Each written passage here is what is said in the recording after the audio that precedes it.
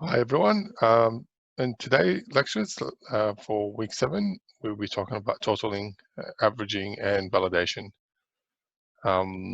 So we'll be introducing you to the concept of totaling and averaging, and also to the validation of input. So in the past, when we have input from the user, we used to expect it to be the correct value with no validation. In today's lecture, we'll be touching on how we can validate whether the input is being provided, it's within the acceptable value. And then we'll also be talking, introduce you to the nested control structures, and we will review repetitions. So in the first problem description we have a user who wants to input a price of items for sale, and then at the end of the day, the total of that sale made, and also the number of items sold, and then the average price of these items sold to be displayed. So it's not possible to have a variable for each price that we sell, because at that stage, we don't know how many we're going to have. So it's much easier to have a running total, which we keep accumulating, and then using that at the end. Given that we are selling these prices and we expected the prices to be worth more than 0, so in this example, we'll be using the sentinel value of 0, or you can use -1 to stop the loop and exit, and then have the displays printed. So here's an example of a run. So the user has been asked to enter the price of the for the first item, and also is being giving the instructions that if they want to exit, they just put a 0. So in this example, the first price is $1.50, then $2, and then we exit it. So the counter for the number of items is 2. The total is obviously the addition of these two numbers, and then the average is calculated. The dividing diagram for this is we only have the price as an input. So the process is to input the price, sum them up, count the items, calculate the average price, and then display the count, total, and average. The secret code for this program, so the total price, it's the variable that we'll be using to accumulate the total of the prices that has been entered. The count is to count how many items that we are selling. So both are introduced and initialized to 0 before we input the first price. So in this example, we're using a while loop, and while the price is not equal to 0, so as long as this condition has not been met, so the price is not equaling 0, then the total price, then we do the calculation, which we accumulating the total prices, which is the total price plus the price. We incrementing the counter of the items has been sold. So at this stage, when we first run, this would be 0 plus 1 is 1. And then we input the price again, and then we loop again. Once the user have entered 0, so once the price value is equal to 0, it's at that stage we will exit the loop. We display the count and total price, and only if the count is more than 0, so that means we have entered a value, then we will perform the calculation of average and display it. Now, if we have not entered any prices, and in that case the counter is equal to 0 or less, then we will display that no value is input and unable to calculate the average. The reason we do that because in case the price is 0, we don't want and the count is 0. We don't want to divide a value by 0. Here we have the data dictionary, and then we run a disk checking on it. So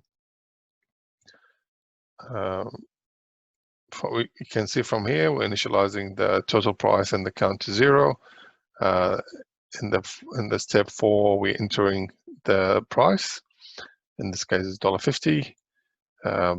Then we check if that is less than it's not equal to 0, which is true. Then we increment the totaling, we increment the count, and then we're allowed to input the next number, and then we go over the loop again. So with $2 is still that it's not equal to 0 is true. Then we do the calculation again. We increment until we get the 0.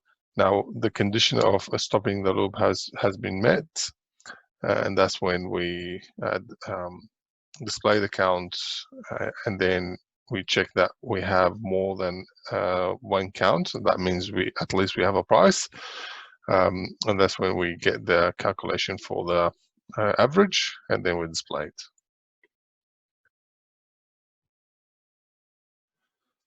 So for you at home, I want you to do a disk checking for the above problem, but following these data. So input price equal 0. So a run with an input price equals 0. Correct result, average display no value, count equals 0, and total price equals 0. When we look at the program, Python program, so we have the total price equals 0. So we're initializing these two variables that we'll be using in the program. Then we allow the user to input the number, and while the price is not equal to 0, we do our totaling and incrementing the counter, and then we ask for more input, and then we'll go back on the loop until we get to the sentiment number, which is 0, and that's when we start to print part of the display, because we wanted to make sure that before we getting the average is that the counter is greater than 0. If it is, then we calculate it and we display it. If it's not, then we will print a validation message saying the value input is unable to be calculating the average for it. We touched on this before, inputting using Sentinel value. So when we talk about that is, that's when we have a loop that will only stop once we have a specific value that we pre-decided before we program our program to use to exit from a loop. So problem involving repeated input terminated by input, inputting a Sentinel value have a similar format as shown below. So we input the value, and while that value doesn't equal our Sentinel value, then we do the statements to follow, and we keep doing that until we reach that Sentinel value. Totaling and summing. So the above program, so when we're talking about the above problem, introducing totaling or summing. So the variable is used to store a running total of the total of numbers input so far.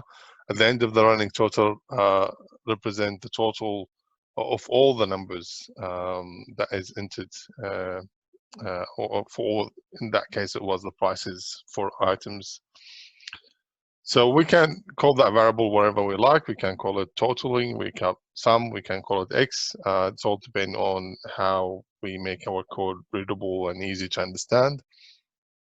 Also, the data type of that totaling need to be, and that usually need to be of the similar type of the value that we're summing up. So if we having numbers, then obviously or float, then the totaling needs to be a float as well. In terms of counting, so counting is in the earlier example, we use it to calculate the number of items that was inputted by the user. I just want you to pay attention that we did not use that counter to interfere with the loop. So while some loops we used the counting to, for example, perform this calculation 10 times or 5 times, and we were using that counter to determine when to stop the loop. In this scenario, the counter was used for something completely different. We actually used it to determine the number of items that was entered, so that in the end we are able to decide on the average price. And averaging is simply just dividing the total by the number of items that we entered, as long as we make sure that we're not the counter when it's equal to 0, we need to display as a message, because we don't want to define something by 0. This will crash the program.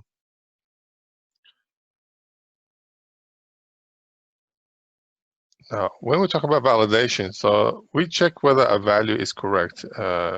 It's known as validation. So we will look here at a number of inputs, and when we're putting a file, and how do you use that to determine whether it's right or not right, or within the range that we accept.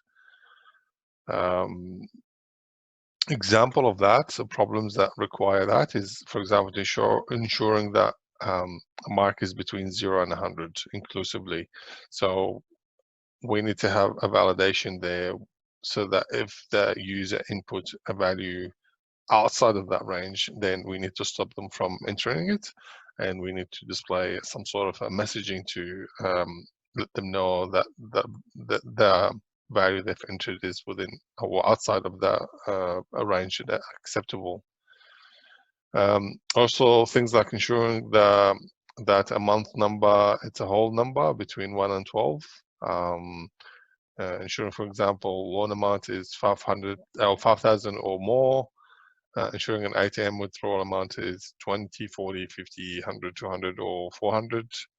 Ensuring a menu items is A, D, M, or X, and so on and so forth. So when we know what are acceptable, or in an example where there's an acceptable value and non-acceptable values, then that's where we need a validation to be there. Sometimes if you don't do that validation at the start when we are inputting this information, then this will require you to then checking it when you are starting to use that variable. So if, for example, 0 is invalid value, and we did not check it when we were entering it at the start, and we stored that value, then at some stage in the code we wanted to divide a number by that variable that we entered, which has happened to be a 0, then we will have to do the validation at that stage. So sometimes it makes more sense to have the validation at the start, as at the point of entry, to make sure that we're not storing any invalid values. So in this example, we're trying to validate a range of values. So the problem description is to write a program, allow a user to input a mark and check that the mark is between 1 and 0 and 100. We need to note that it's really just part of a program. Once the mark is obtained, something would normally be done with it. So the defining diagram for this is we also obviously have one input, which is the mark, and then we check the mark is correct, and then we display it. The outline of that solution is we can see from the wording of the example as there's a loop in this program which required to be repeated and asking for a marks until it's correct. So the loop is repeated while the value is wrong. So the serial code for this is input the mark, and while the mark is not within the acceptable range, the acceptable range is being 0 and 100. So we're saying if the mark is less than 100 or the mark is greater than 100, then we want to display an error and then ask for the input again. And this loop will continue until the user provide us with a valid number. Once they do, then we will display a message of that says the value is the value they entered is a valid mark. Here's the program. So input the mark, and while it's while this condition is true, which means the mark is less than 100 or less than a 0 or more than 100, then we will be displaying an error and then ask the user to input the number again. Here's an example of disk checking for it. So if the mark was 70, is 70 less than a 0, or is 70 more than 100? So that's a false statement. That makes that false, and that means we jump outside of the while statement or the loop, and we display the mark.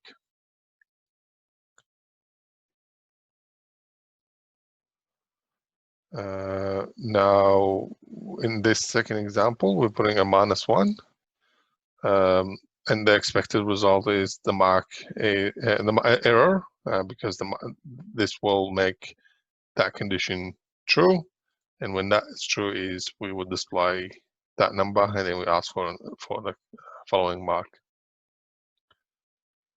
And he's just checking for the two values of -1 and a 0.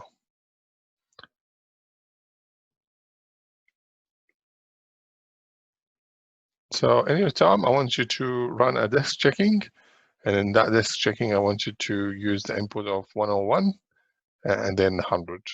And these are expected results. It's a really good exercise to, whenever I have presented with a chance to do a disk checking, to do that. It makes it cement the idea of how disk checking work in your mind. The Python code for this problem is basically we're inputting the mark with some display which indicates the mark expected to be between 0 and 100. In the past, we didn't used to do validation, so we expect the user to do the right thing. But in this program, in this scenario here, we're saying we're trying to figure out whether the value has been entered is within the acceptable range. If not, then we are printing an error message, and then we're asking the user to input again. So this program will continue to run until the user enter a valid number, and then we will, at that stage we will be printing the mark and saying that it's a valid mark.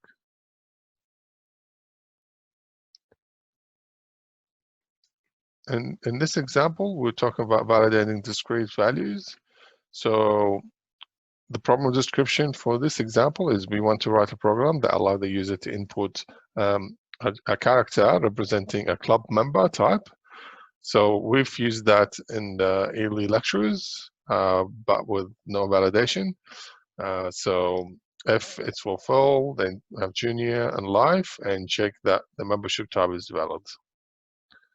So the value that we're entering here is the membership type, and then we're doing some processing in it. So we're checking that membership types is correct, and then we display it. So the outline of this solution is it's a while loop is required to repeat asking for the membership until it's correct. So for the serial code, we're inputting the value, or the value which is the membership type. And then if you remember, we're doing an AND statement. So in AND, this statement will only be true if every every part of it is true. So therefore, we're saying if membership type not equal F, not equal J, not equal L, so this will be only true if none of these values is entered. Then we display an error type, and we say it must be F, J, or R, or L. Then we input. We then ask the user to input the membership again. So this will only be true again if none of these values is entered. So if, for example, entered the letter A, so the first is that not equal F, that's true. Is that not equal J? That's true. Is that not equal L? That's true. Then that statement is true, and that's why we will display that message. If we entered F or any of these other, then it will make that while a false, and that's when we jump and we display that the membership type is, and we put the display the actual membership type. So let's have a look at an example of it. This checking. So if we put the value F, it's F not equal F, and then it's F not equal J, and it's F not equal L. The way this look is F and so false is false and true and true. So with ands, unless all of them are true, the value will be false. And because it's false, then we go on to jump out of that loop, and we do what's next, which is display the membership is equal F. In the case of Z, this is a non-valid value. So we're going to say is Z not equal to F? That's true. Is Z not equal to J? That's true. And is Z not equal to L? That's also true. So when we look at the if statement, the while statement having true and true and true, that makes it a true, and therefore it's an error.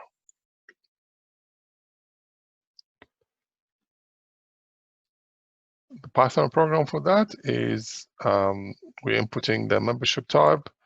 We're doing the while statement to try to figure out whether the number is input is true, it's within the range or not, and then we'll print. Once it's the value is entered is correct, we then display the type. There's also something else we can use, which is set. So another way to check for discrete values is to use a set. So the way that sets works is you basically have an in, and then you have the brackets, and inside the bracket is the values that you expect to be true. So sometime we were in one of the example we were looking if we want to continue, and the answer we were looking for is yes. In the program, you either have two statements looking for yes. Oh, sorry. In this case, will be 4 because we want to make sure it's not that, or it's equal this or this or this or this. To make it easy, if we have the range within that, so in that case, if the user have capital or non-capital letter to describe yes or no, it will pass that condition, because it's the expected range of that numbers has been decided in here. So if we use that method for our previous example with the membership type, then we will say, well, not membership type in, and these the values that we expected to be within the range. We just have the bracket, and then we specify the acceptable values in there. So a general validation logic is typically validation has the following logic. So we input a value. While the value is wrong, we display an error. Otherwise, we go and then input it, allow the user to input it again. And then once we get to the value we want, we then proceed with the following statements. Range of values, where the values is valid over a range, example 1 to 12. The condition format of that is while the value is less than the minimum valid value, or the value is greater than maximum value, then we display the error. So again, we're looking for when the condition to put a condition to decide whether the value has been inputted is outside of our acceptable value, so that we can display an error and then allow the user to re-input the value.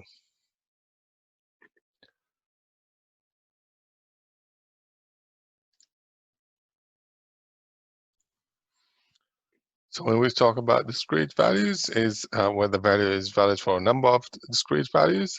So for example, the numbers 1, 7, and 23. So the condition has the following format, where we are checking for each individual value separately, and we're using the not equal, just like what we did with the membership type. Also, there's a range of values and discrete values. So that's, for example, in here we're talking about 1 to 5. So that's a range, and then we're specifying then 7, 10. And then we're saying, again, there's another range, which is 20 to 30. So the condition in the formatting here is a bit different, because for the 5 and 7, it's easier to understand because it's discrete numbers. But for the 1 to 5 and 20 to 30, they're more of a range.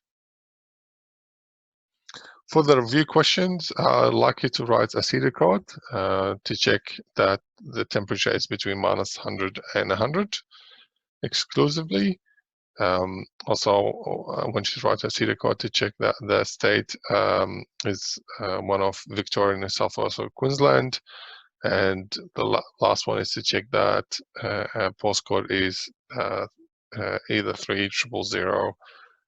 Sorry, it's within the range of 3000 to 3999, or it's 5000 to 5999, or it's 2000 to 7000.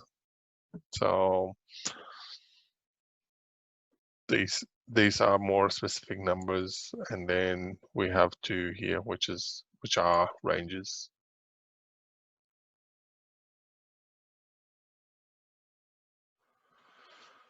For part B of the lectures, we'll be talking about table, menus, and nested control structures.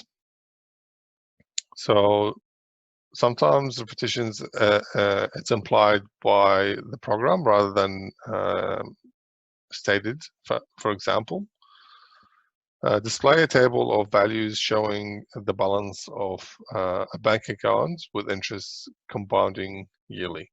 So in this example, the user will be entering the initial balance and the interest rate.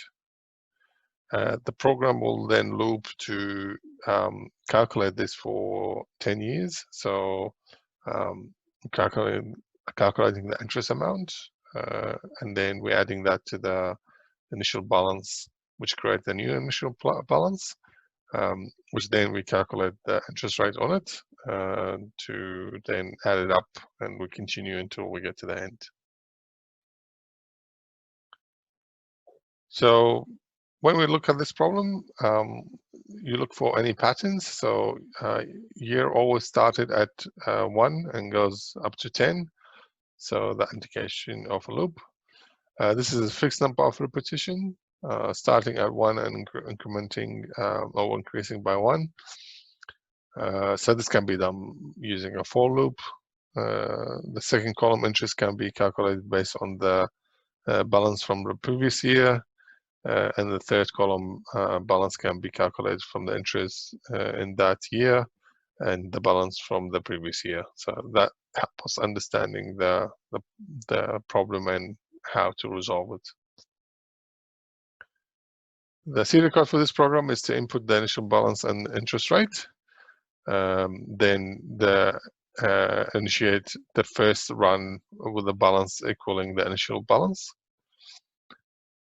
We display the headings for what we will be then printing underneath it.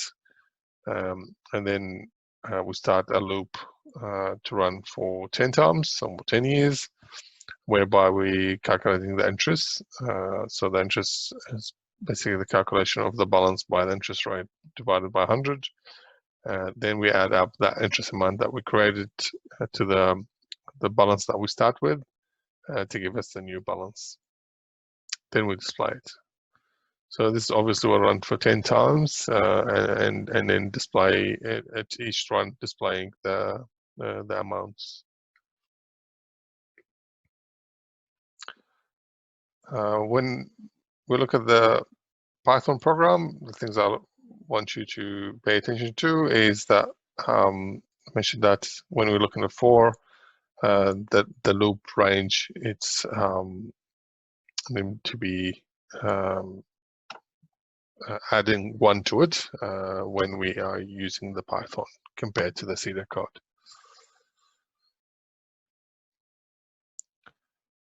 In a nested control structures calculation,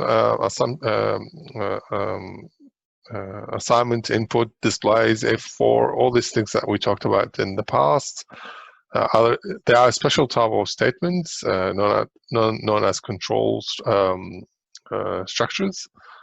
But these statements can contain other statements inside them. So we can have if and for inside an if and for, or for loop inside another for loop to calculate. And these are called nested. For example, when we have a for loop inside a for loop, this is called a nested for loop. In the past, we talked about nested if. There's obviously nested while. So example of a menu. Menu are used to display a list of options from which the user can select one at a time. And some appropriate action is performed once they check or use one of these. So this is a serial code for a logic for a menu. So menu choice, we expect you to enter a value. While a menu choice is not equal exiting choice, so that will be the sentiment value for us to exit then that program. So as long as that not met, we will display a menu. Input then allow the user to input their choice, and if the choice is equal, for example, 1, do something else. If it's equal to, we do something else. Otherwise, we expect it to do something like it will equal whatever number, do something else, and then else. And in this case, we exhausted all the menu options. We want to check if the value has been entered is the one for us to exit. So we're putting an if statement inside this loop to get out of the display the invalid option, and then end and exit the loop. This is a more clear example. So we're expecting here we display a menu for banking operations, and the options available to the user is either to check the balance, or entering a deposit, or withdraw some money, or exit. So in this run, for example, as we chose to display the balance, and there's assumption there's no first run, there's no money there, so the balance will equal 0. Next, we chose to deposit an amount. In that case, the program will ask you for that amount.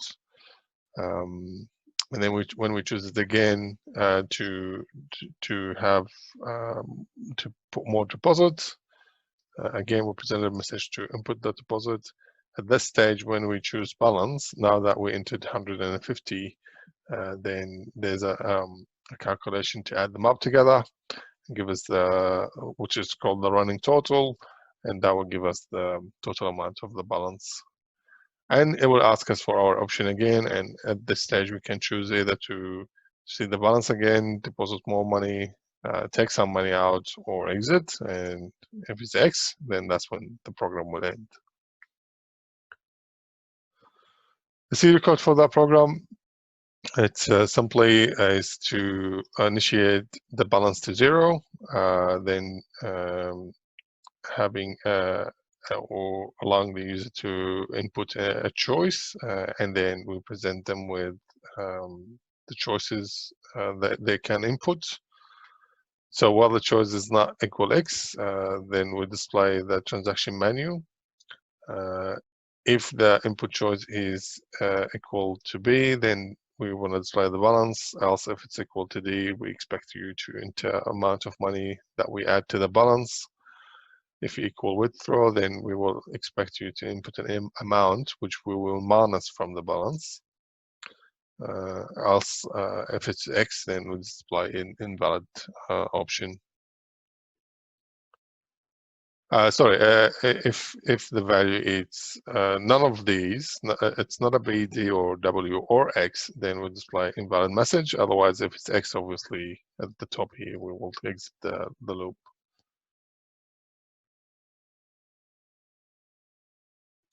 So for the review question, I want you to do a disk checking for the above problem using the following data. So input choice deposit amount 100, then display the balance, then exit, and the correct balance equal 100. Now, for example 2, membership fee. So the following modification of the problem done earlier in the lectures to calculate the membership fee for a club member.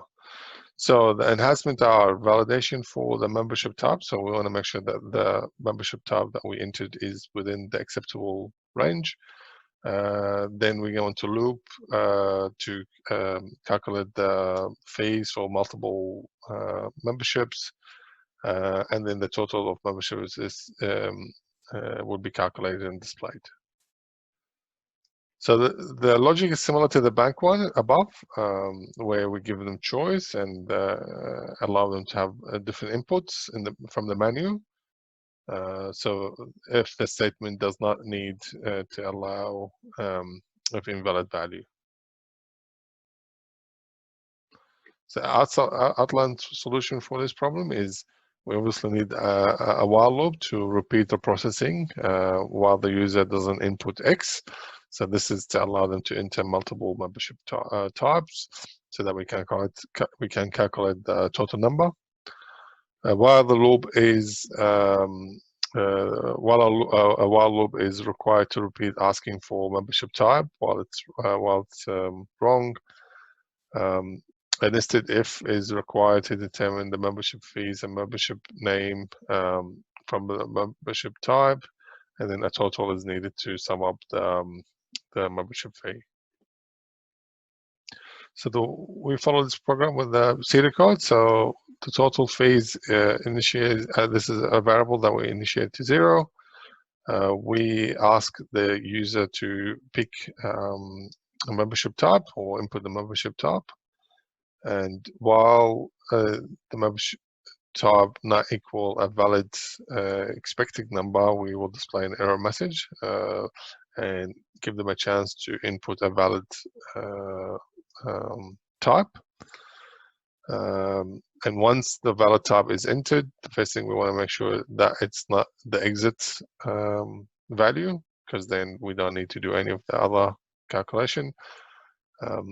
So if it's not an exiting, then we want to check if it's F, which determine that the membership fees is 160 and the membership name is full.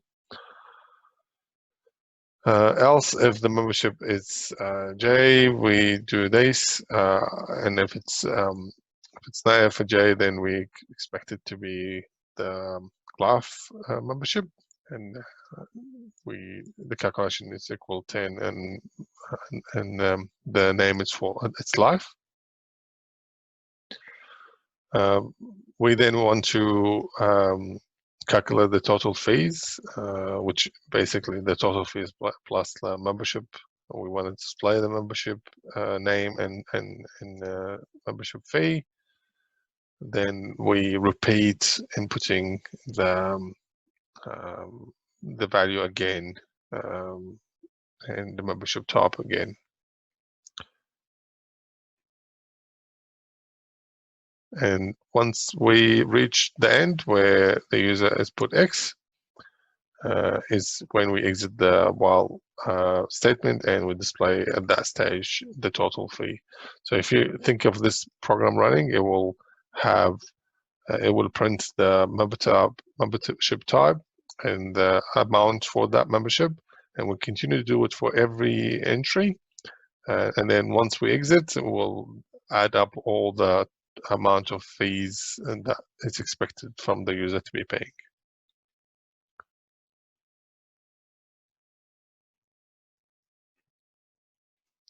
So we talked about the else and above. It's for the life, and settler loop can be exited. The sentinel value of X is used in this example. This is a Python program for the above problem. So initializing the total fees to 0. Then we allow the user to input, or give the chance for the user to input the membership type. If it's, we first validate whether it's correct or not. If not correct, we display an error and ask them to re-enter it. If it's correct value, then first thing we want to check if that value they chose is to exit, in which there will be no further statements done. Otherwise, we will try to determine what type of membership and how much it costs. And we do that until we choose one of these. We then do a sum where we add up the total fees to the ones that we decided in here. We display these figures, so we display the membership fee and the membership name. Then we expect to input we give the chance for the user to input the value again if they want to, or to exit. And once all that's done, that's when we print the total fee.